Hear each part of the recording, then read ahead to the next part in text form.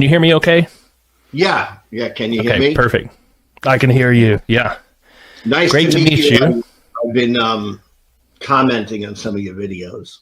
I have seen your comments, and I remember you. So finally, nice to meet you. Well, yes. Yeah. Tell us a little bit about yourself and your background, if you like, and then tell me what you want to talk about. Yeah, I have a YouTube channel, Brooklyn Lou the Skeptic, and I was a Catholic Christian early on in my life. Then I became an evangelical born again Christian, and then found my way out of that about 12 years ago. So that sounds, not to interrupt, sorry, but that sounds a little bit like my parents. My in-laws, my mother and father-in-law. They grew up Catholic, but went over to the evangelical culture because there was like this Jesus movement around that time. Yeah. So, well, anyway, I'm 62, so yeah, you're around their age. Yeah, please continue. The late part of the Jesus movement. Yep. So I was involved in Calvary Chapel for years. I know all about it. Yeah. I was out in California during some of those. They have a few churches out there. Yeah. Oh yeah, that's where they originated. Where it started. Yep. Yeah. But essentially, I guess one question I wanted to ask you, because you're a philosopher, right? Your education is in philosophy. The second part I agree with. See, I have a high standard for philosopher, so I seldom claim that I'm a philosopher unless that needs some clarification. I'll say something like I teach philosophy, I'm a philosophy educator, I'm philosophy educated. I have a doctorate in philosophy, so if that qualifies me as a philosopher, I usually think of philosophers as like these old dead guys. But yeah, you can call me that if you want. The reason I say that, to me, I respect the PhD, and Thank you. I think that you had to have studied quite a bit. Yeah, it's hard work. I'm going to consider you a philosopher in that way. Not that you're a famous philosopher, but no. I'm not, and I'm not dead yet, so I'm not old, and I'm not Plato or Aristotle or anybody like that. But yeah, right. But I'm curious because I've been watching some of your videos, and I'm curious because you had stated, because I do follow along, you used to be atheist, if I'm not mistaken, right? For a while, and then you transitioned into Catholicism. Yeah, well, there was a period of evangelical in between that. Yeah. Oh, okay. So you went a little different than me. I went Catholic evangelical. You went evangelical Catholic. Yeah, that's right. Yeah. So I started off like Southern Baptist. Then we went to a Free Will Baptist church because, honestly, I don't think my parents knew the difference between Calvinism, view on salvation, where it's like predestination, so on, versus Free Will Baptist, where it's Arminian, and it's more about the free will, obviously. And so I think they just saw Baptist on the name of the church. They weren't that really well familiar with it, and they were like, "That looks like a good church to raise kids. Let's go there." And so, yeah, throughout. I went to a Free Will Baptist college, starting out in college, actually. And then through college, I got, it was during that new atheism movement. And I was in a very hostile, towards religion, philosophy department. And there wasn't a single theist in the whole department, and not real representation there. But, they had one guy who was like Jewish, but he was atheist Jewish. And then towards the end of my career, so that, my undergrad career, I went off to study philosophy, do my master's and so on. But yeah, so that's the period during undergrad where I really, was all but a card-carrying atheist. I wasn't outward and explicitly, claiming I was atheist. I wasn't out of the closet, so to speak, but I certainly was a functional atheist at the time. I had a serious doubts, and I was losing my faith, and I had all but lost my faith, really. Yeah, and so then I kind of moved into evangelical, visited Methodism, and then eventually came to the Catholic Church. Yeah. So my question and what I was wondering was, did your philosophy education, your study of philosophers, is that what led you into Catholicism or evangelicalism first and then Catholicism? Like, do you think that philosophy is a good way to discern what is true? Yeah, absolutely. Yeah. So I 100% will, the way I tell this story, and I think it's true, is that it was philosophy that brought me back to the faith, because it was because I was having those doubts. I started studying philosophy of religion. I started studying epistemology, like how we can know what we know, and learning about skepticism, learning about cynicism, doubt, and so on, and like trying to dissect all of that within myself. It was a very personal journey. And then, learning more arguments for God's existence, and kind of seeing how evidence gets weighed and how you test propositions against, and so there are different ways to test propositions. Just for example, a lot of people like to kind of banter about like, oh, you've got the burden of proof. No, you've got the burden of proof, and that sort of thing. But I realized that, there are different models and ways of looking at evidence as well. So like, for example, the preponderance of evidence in civil courts, it's just not, okay, so in criminal proceedings, let's just take like justice system's criminal proceedings, it's just, beyond a shadow of a doubt. Like there can't be any reasonable, doubt that this thing is true. I don't think that you get that on theism, any theistic claim that God exists beyond a reasonable doubt, because there's always going to be reasonable doubt, because there are really reasonable atheists out there that can hold reasonable disagreement, and I totally acknowledge that. But there can be this, what we have in civil courts, there's this level of preponderance of evidence, which means that given all the evidence that we've looked at in all cases that can go either which way, all the evidence laid out, does it match this one or does it match this one? Like, does it support, let's say, theism to be more likely than true than not true? And that's the level of civil suits. And that's kind of how I was like, okay, that, and then realizing like accumulative case argument, which is built in there, and the abductive reasoning, which is like reasoning inference to the best explanation, and so on. And so that just got me like to really rethink what it meant to like think about evidence and belief and knowledge and so on. And but anyway, sorry, I've said a lot there. So no. I appreciate that. I'm learning. The preponderance of evidence. Am I to take that as you don't claim any absolute knowledge of a God, right? Mm-mm. Given that you believe it's it's a very likely scenario.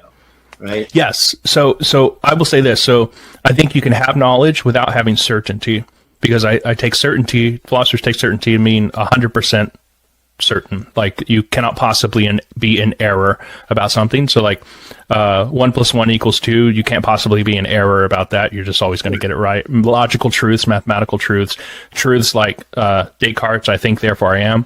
Like you can't be in error about those things. Even if you tried to be wrong about those things, you couldn't. So those are to the level of like 100% certainty, like way up here.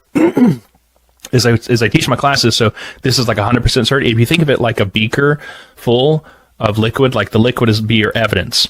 Like your level for knowledge, if you're marking the beaker along the way, it would be about not 100% certainty. It would be somewhere in here, maybe your level at which beyond that threshold you have knowledge, but you don't need 100% certainty to meet that threshold. I mean, you've met it once you get there, but I think a lot of mistake comes from people assuming that I can't know anything unless I'm 100% sure about it. And that's just not how we use knowledge in everyday life, honestly. Like I remember I know where I parked my car.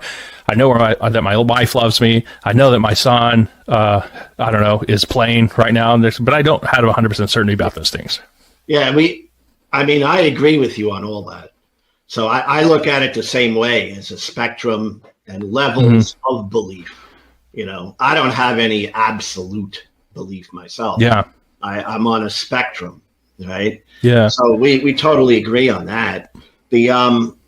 Was there an argument in particular, like a philosophical argument, or was it all of the various arguments for, let's say, the existence of God? Was it it's a great question, or a bunch of arguments there? Yeah. So first, let me say, to add to the idea that you mentioned a spectrum there, there's a spectrum with respect to the evidence, but there's also this other feature epistemologists like to talk about. They like to say, refer to your credence level, like the level of like confidence you have in your evidence. and or the level of confidence that you think that a proposition is true. So they'll talk about this like 0 to 100%. Like if you're over 50%, then you think it's more likely true than not. But that's like your credence level, your confidence level in. So let's say like I have evidence, but let's say it's a little bit lower than that threshold for knowledge. You might say, I still think it's true, but I also acknowledge that my evidence doesn't match the threshold for knowledge. Or you can say, okay, it's up here beyond threshold, but I think that my confidence maybe isn't matching that level of evidence, and I don't think it's true. So that's a little bit of like weirdness there, but that's a subjective feature of the mind. But with respect to your question, yeah, go ahead. One argument or a group of arguments that eventually tipped you over? I think it was a group of arguments. Honestly, it was, so again, going back to the cumulative case approach, like it's not just one argument that Christian theists have. It's dozens of arguments for God's existence, dozens of pieces of independent evidence, let's say, for the resurrection of Jesus, the existence of Jesus, and so on. So it's like a lot of that. Now I can say like, I think I prefer this one or that one being stronger, or this one or that one to be more convincing. Like, and I've said before, I say, look, like for example, the cosmological argument. I like the cosmological argument. I think it's really convincing to me. Like one of the 5 ways. It's probably like ways 1, 2, and 3. The contingency argument's number 3, but 1 and 2, let's say, is the cosmological argument. Like infinite regress and so on. I like that one, but I don't necessarily want to say that it's the strongest. I just find it the most convincing. It could be that I'm just like bad at assessing arguments for existence of God. It could just be that I'm more likely to be convinced by the cosmological argument, but I do like it a lot. I think it's most convincing for me. Again, that goes back to like the credence level. But I think it's a strong one, also objectively speaking. But yeah, so that's the one I prefer. And then I have like, it's just the preponderance of the evidence and all the evidence in the cumulative case. Yeah. I like the cosmological argument. Mm-hmm. There's different versions I've heard. Yeah. But, the basic thing I would like to know, when you conceive of the God that you're serving, the God of Catholicism, mm-hmm. Do you feel that God is a concept, an abstract concept in your mind, or do you feel that it's a real being or a person that you are serving? Because the cosmological argument for me, mm-hmm. the weakness was it doesn't prove any particular God, right? Mm-hmm. Like, you could use Kalam is. People say the Kalam cosmological argument. Right. And that was basically, as far as I understand, was used to prove Allah, Yeah, because absolutely. They jump from a first cause, right? Mm-hmm. And that first cause is Allah if you're Muslim. And if you're Jewish, I guess it's Yahweh, and Christian, the Trinity. Right? Yeah. But what I'm wondering is the God that you serve an abstract concept in your mind, or is he a person, like a personal being that you speak with every day and he talks to you? That's the part where I'm missing it, because just so you know, I think God is an abstract concept. That's my take on it. Mm-hmm. Right? And I totally respect that, because as an atheist I assume you're an atheist. Are you an atheist or okay? Yeah. So yeah, if you're an atheist, you would have to take that position. It's just a concept in the mind. I don't think it's merely a concept in the mind. As a theist, I think that God actually exists, that he is a being, that he's a person. But it's careful. It's good to be careful here, because I remind people of this, because in order to avoid any straw men, which I'm not suggesting you're doing, but just to head off any misunderstandings, just to say that God is a being or a person does not mean that he's just another thing in the universe. So this would just lump him in with all the created things, and then of course the cosmological argument would be like, well, what created God? You can head off that misunderstanding as just being like, well, God's not just a thing in the set of things in the universe. He is the ground of an explanation for all those things. And so he's something quite other and sovereign and different than that. So, but yeah, I don't, with respect to like you asking, I know this is a minor point, but does God speak to me and so on? Perhaps he does. I'm not very like mystical experience kind of person, as you can probably tell. I don't think God gives us all the gifts, right? And even Scripture says this, like some are given these gifts, some are given these gifts, and so on. So I got, for better or worse, this gift of like intellectual headiness, I suppose. I have a little bit of emotional depth that I'm thankful for, but like I don't have like the mystical religious experience gift, right, like that many people do. Many people find the faith that way. And so I don't have that. And so if God speaks to me, which it's no doubt that he does, I'm not sure that I'm always listening, to be honest with you. And I don't have a reliable method to know. But there are some times when I'm like, yeah, that felt like God was speaking to me, but it's usually in hindsight. And just because I'm like wary about that, like when God's speaking and when he's not, doesn't mean God doesn't exist. It could just be that I'm a really bad listener, that I'm just a really bad, vehicle through which he's trying to speak. You know what I mean? See, one of the things, I guess, that led me out of the Christian faith was the abstract nature of God, right? Because it was something where I could not distinguish. And it took years, I probably took 3 years to get out of it, And one of the things was I could not distinguish what was a God talking versus what I was thinking. Okay? Because every time I would talk to God, and I used to pray and talk to God, I would think God might have said something to me, right? Yeah. But I always came to the conclusion after critically analyzing it that it was a thought that I had. And that's one of the things that, that's fine, by the way, if that's, people can live like that. But for me, it wasn't good enough. It's like, well, yeah, I mean, I had a thought.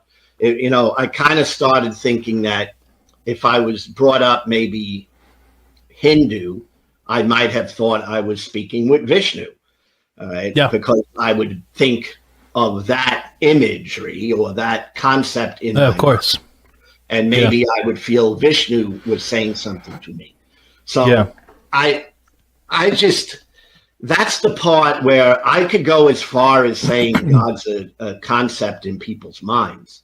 It's when it goes past that I would struggle. And I've talked to so many people, and I've never had anyone demonstrate that they actually hear from a being, a person.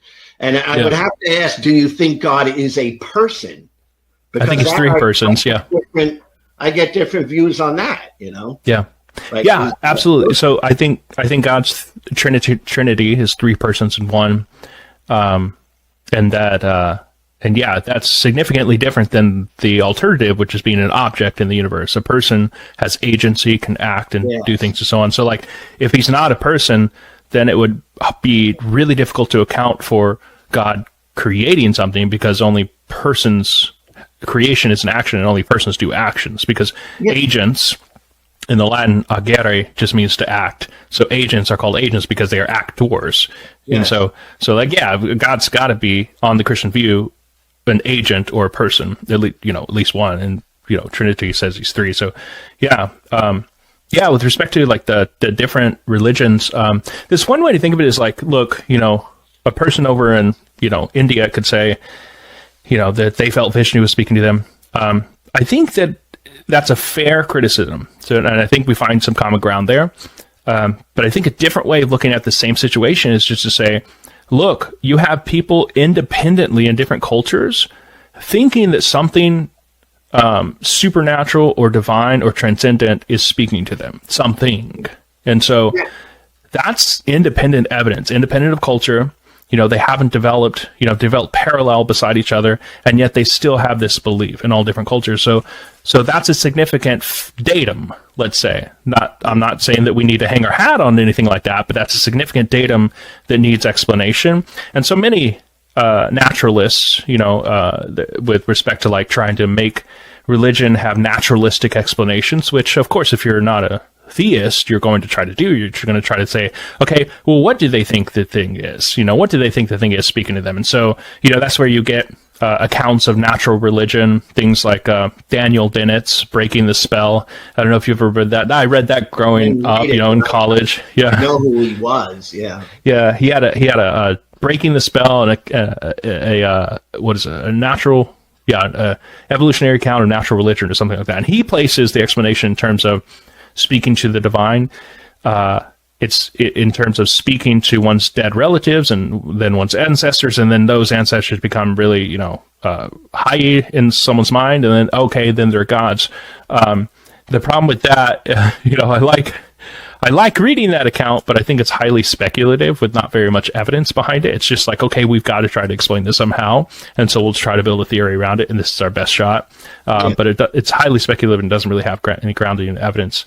But it's like, but it's just a different perspective. It's like, let's take this. I fully agree with you. I have common ground there that, a Hindu could very much believe that they are being spoken to by Vishnu. But I think what you said as well, that's not good enough for you.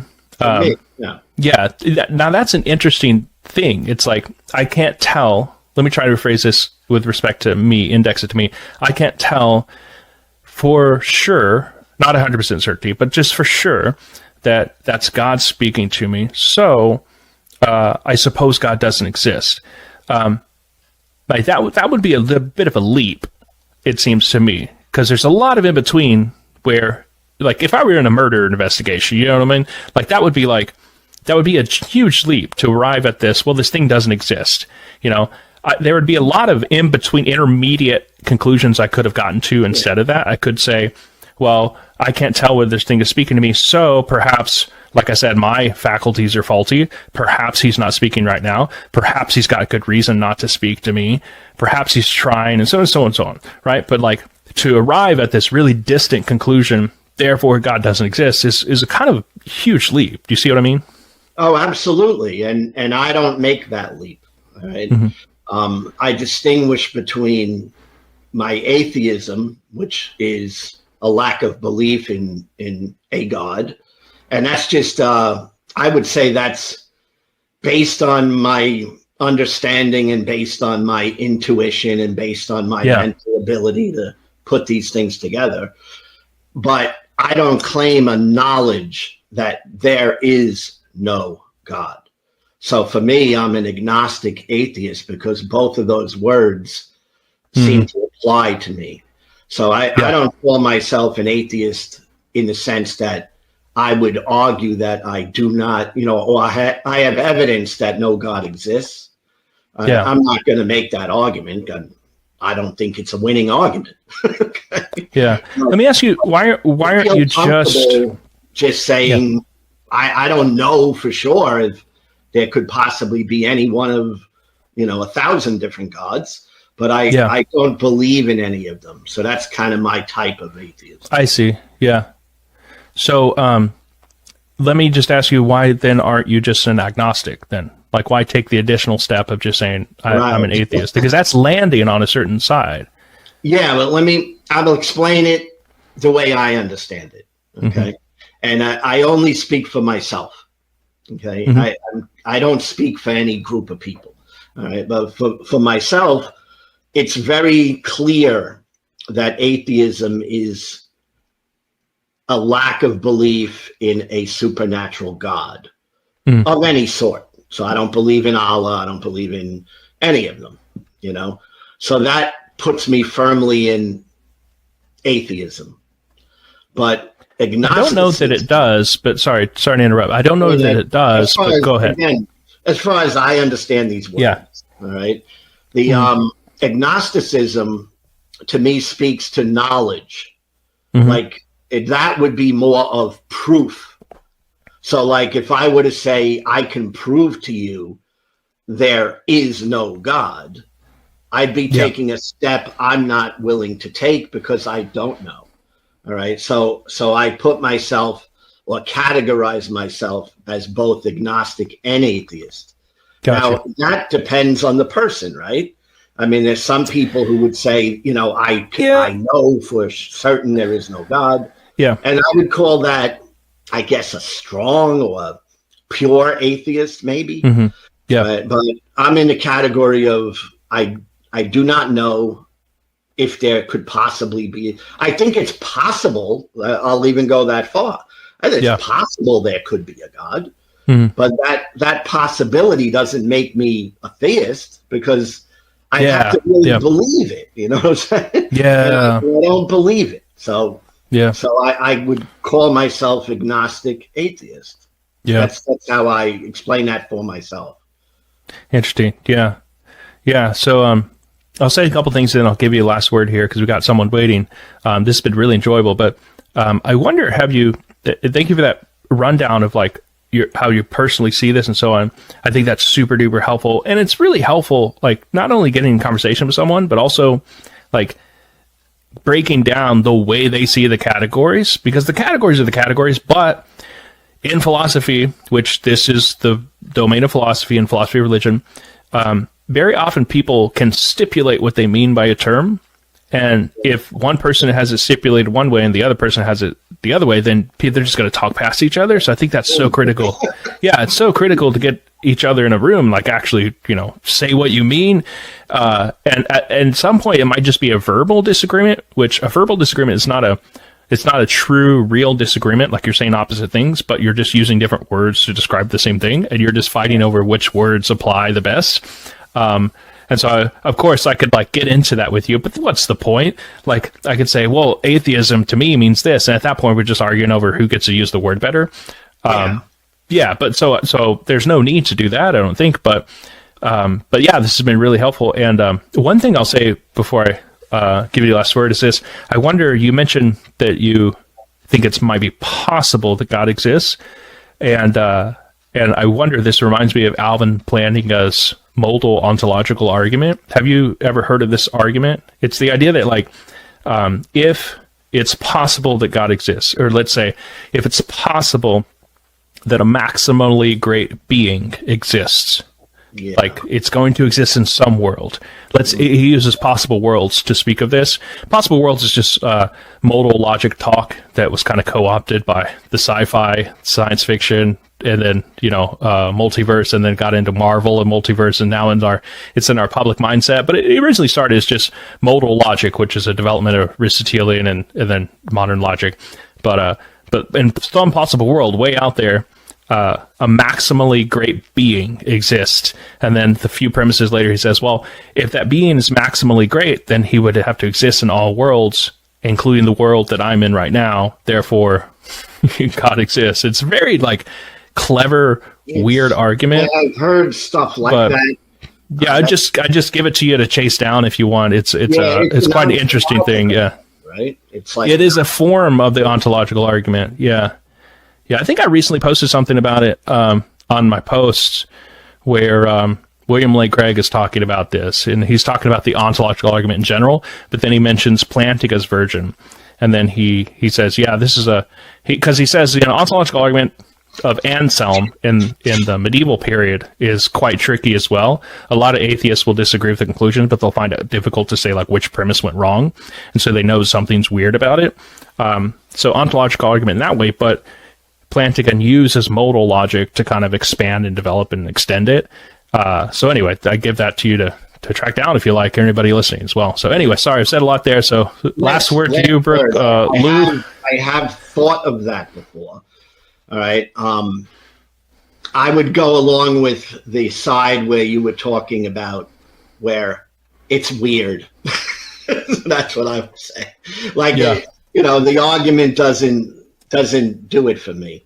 I mean, this maximally great being. All right. All right. It's just doesn't have any punch for me. It doesn't mean much.